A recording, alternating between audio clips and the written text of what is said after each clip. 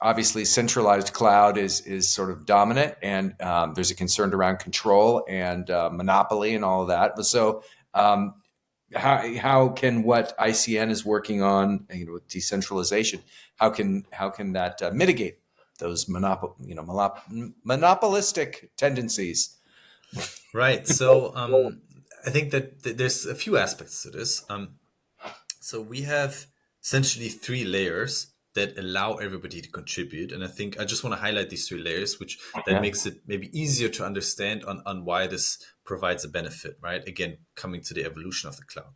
First of all, it allows on the hardware side anybody to contribute. Right. So as I mentioned, more locations, energy is one example. There's also the example of latency, which essentially comes back to the fact that when you have more locations, it's easier to distribute load across the network, right?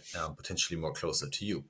Then there is this is the hardware level. The second level is the service level, right? So what we do is essentially we then in a permissionless way allow anybody to access this hardware according to their needs, right?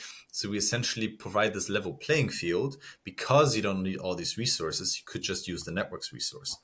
And then the third one is essentially we call them hyper nodes.